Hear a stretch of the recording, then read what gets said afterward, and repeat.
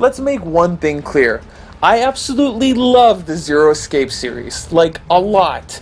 It's one of my favorite video game series of all time.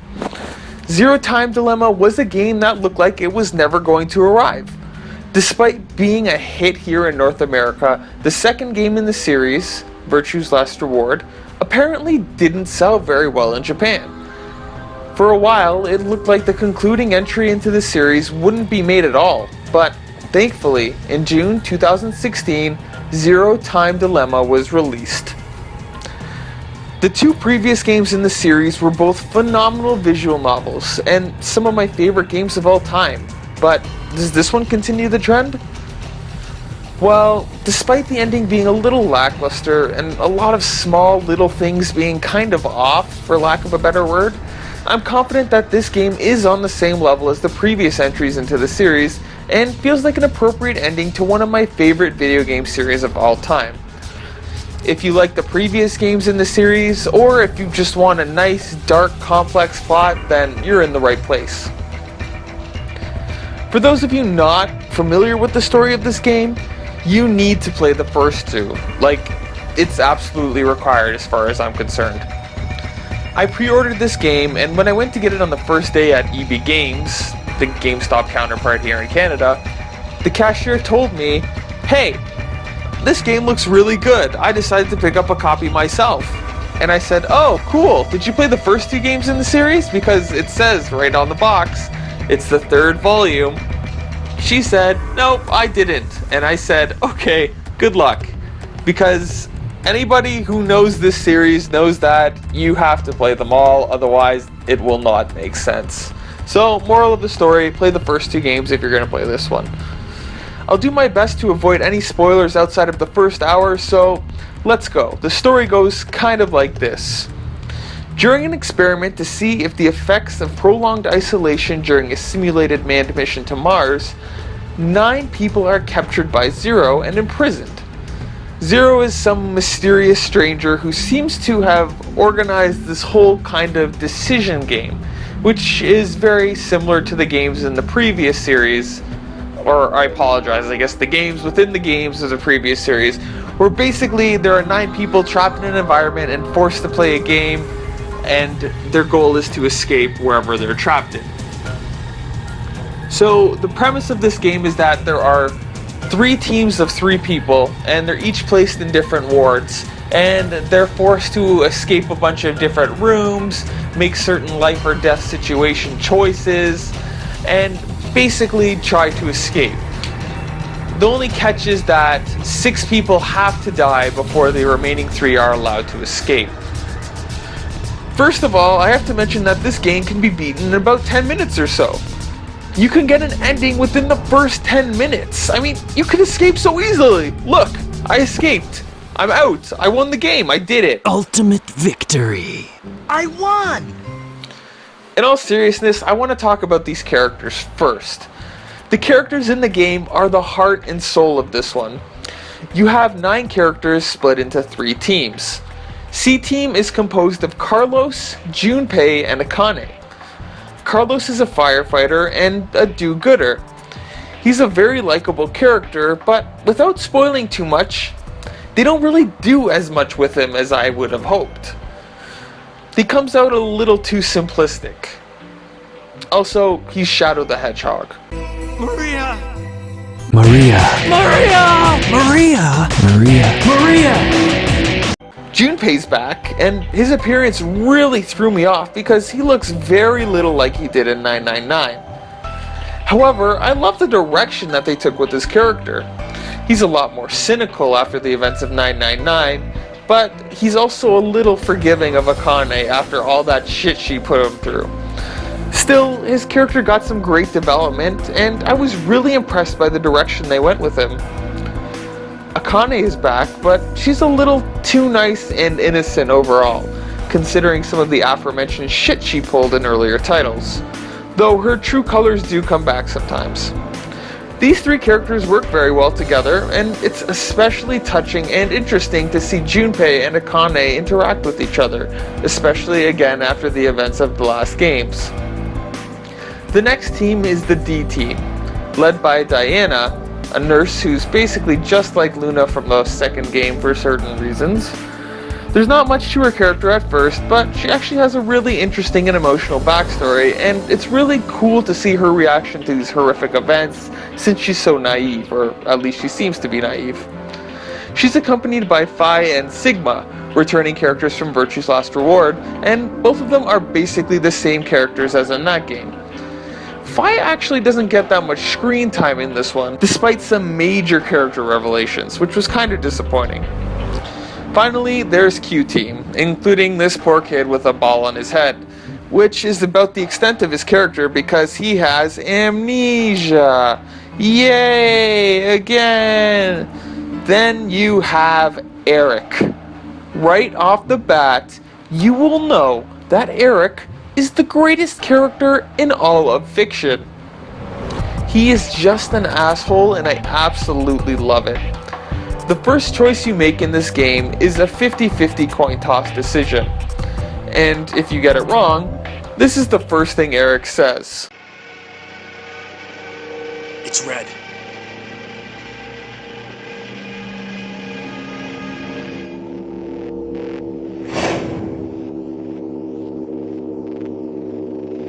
See?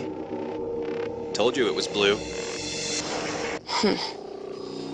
Carlos, you asshole! You got it wrong!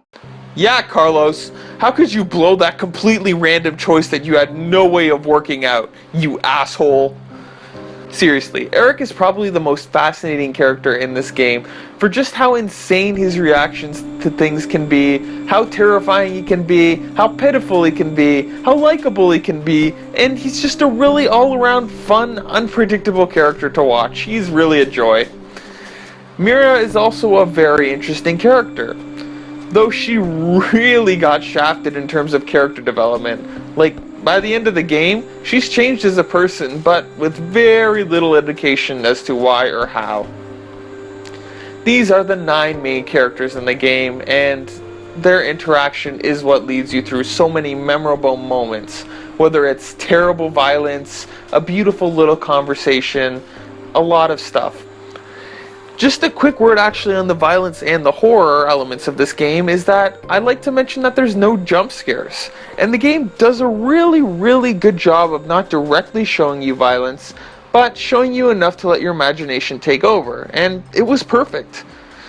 The atmospheric, somewhat tasteful horror is something I can still stomach, while simultaneously sometimes scaring the piss out of me. Like the other games, this one really is about the human drama, but it's much closer to 999's darker tone, with some really gruesome deaths, genuinely unsettling moments, and again, all of this with some great humor thrown in there as well. Like the other games, everything is so masterfully worked together in terms of the overall narrative. You won't be quite sure how to feel about all these emotions coming together, but I really hope that you'll love it like I did. As usual, there's a lot of pondering about morality, philosophy, science, and more, although some concepts are really just rushed over. I do like how they added some depth to the story though. There are also many sci-fi movie references, but they gotta avoid copyright, so it's pretty funny to watch them tap dance around that. As I had hoped, this is a really clever story, just what I'd expect from the series. The twists were compelling, they never tried too hard to outdo the last games in the series, and they made sense for the most part, although, as usual, you definitely have to suspend your disbelief on the big twists. Overall, the writing was just as good as the last game, but it did feel very rushed, particularly the ending, which was just plain unsatisfying. The ending is, and will be, a point of contention for many. Some call it a horrible ending, while others call it fitting. In my opinion, it's somewhere in between. I'm not gonna lie, I was really disappointed when I went through the ending for the first time. It seemed very low-key, melodramatic, and it left me feeling really unsatisfied. Although I felt like I pretty much understood everything and that all the loose ends were tied up.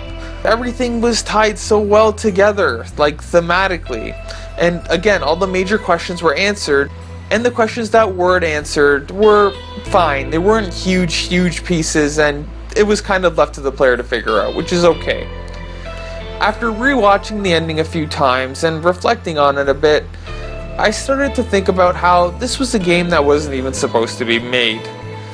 The graphics could be quite crude at times. The game only clocks in at about 20 hours as opposed to 40 hours in Virtue's Last Reward.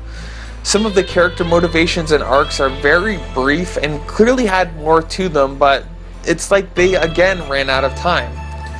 This is a game that shouldn't have been made, but despite all odds it was, and the creator's vision was realized and completed, though not in the exact way I'm sure he intended.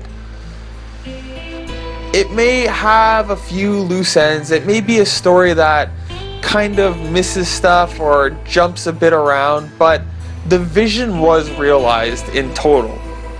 It wasn't realized in the way he wanted, clearly. Heck, most of the finale is told through text rather than shown, which was horrible, but the point is that he finished the story that he wanted to make, and the ending was kind of fitting because of the ambiguity, and I was just happy that we even got this at all, even if it didn't leave me totally satisfied.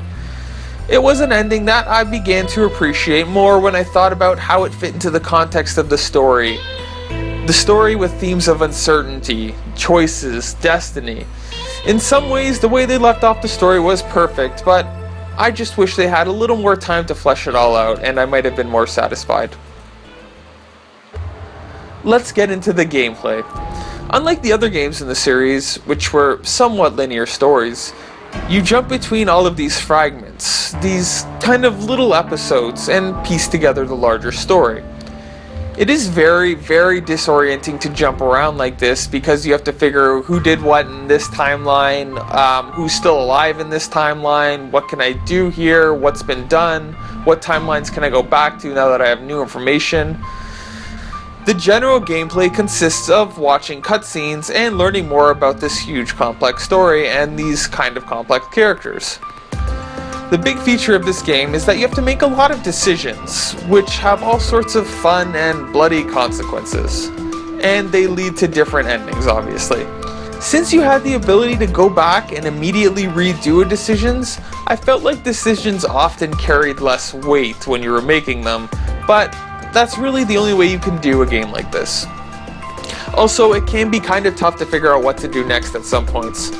If you're stuck, you just have to make all kinds of decisions that you can, try to think outside of the box in some decisions, and just generally try to work through it.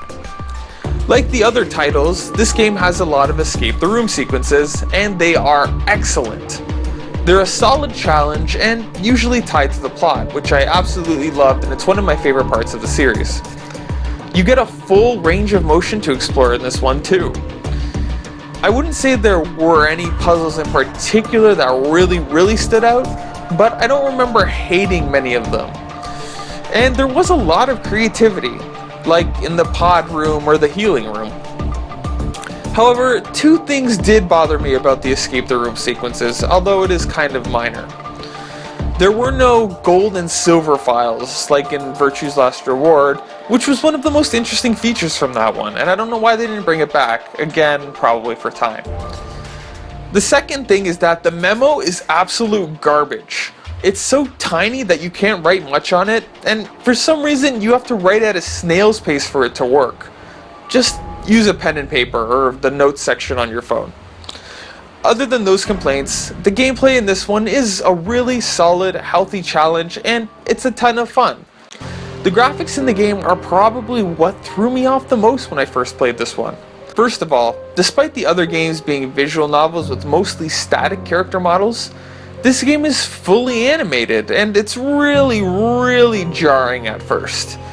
The lip syncing is pretty off, and the characters look strange. It's kind of hard to explain and put my finger on it. The best way to describe it is that they look like the Goosebumps games for the PC, where the character movements are all robotic and exaggerated. After a while I got used to them, and I began to appreciate how this game could show so much more rather than tell. That doesn't change the fact that the character models were just plain poorly constructed at some points, though, such as when Akane's ponytail goes through her shoulder all the time. Also, Akane and Sigma don't really look at all like their 999 designs, and I understand that this one takes place a year later, but I didn't even recognize Junpei or Akane until somebody called them by name. Still, the locations were dark and ominous, the designs themselves were somewhat realistic but still memorable, and I eventually got used and enjoyed how this game looked, even if this was maybe Stockholm Syndrome. The music in the game is actually a little disappointing, considering what I expected. First of all, most, if not all of the music feels or is entirely remixed or reused from previous games in the series. Not that this is a terrible thing, because the last two games had great music. The issue here is that there's just not much original stuff. Still, it's always great to hear Morphogenetic Sorrow and the Bluebird Lamentation again, even if the latter seems to be played way too often in this version. Also, some of the music choices were really off. I recall a particular scene where someone was losing a body part in a really horrible manner, yet the music was like a soft piano score, and I couldn't believe how unfitting it was. It was like really strange, but maybe that was the point, I don't know. Finally, the voice acting is just phenomenal, like incredibly strong. Which is great because this game is all voice acted. It was really well done, like the voice actors seemed to nail absolutely every line, although I did have one minor issue, and that's that the default music setting is too loud. Like, I could barely hear Zero's voice at the beginning, because either he was mumbling or the music was just way too loud and you couldn't hear what he was saying. It was one of the many moments in the game where you can see that a detail was missing and something was off, and it takes you out of the experience just a little bit. To conclude, I have a feeling that Zero Time Dilemma experienced a time dilemma in production, but that doesn't stop it from being an excellent title that provides a fitting end for the series. Although you may dislike the brevity and unsatisfactory nature of the ending, the shorter playtime, and the tiny mistakes throughout, the core of this game are the characters and the complex, thought-provoking story, as well as some excellent escape the room sequences. All of that is fantastic, and it's on par with the previous games in the series. The rushed ending and small mistakes were likely there because the game developers likely had less of a budget and less time to work with after Virtue's Last Reward flopped, which evokes the theme of the game. Life is unfair sometimes, and you have to accept the cards that you're dealt. Thus, although I'm not sure where this game fits in compared to the others, it's safe to say that it's almost as good as the other ones, but I'll need more time to think about that. But in any case, it's definitely worth playing if you enjoyed the last two games in the series. And again, if you want to get into the series, start at 999 and you work your way to this one. It's released for the 3DS, PS Vita, and also for Steam, so you really have no excuse not to play this one. Give it a shot.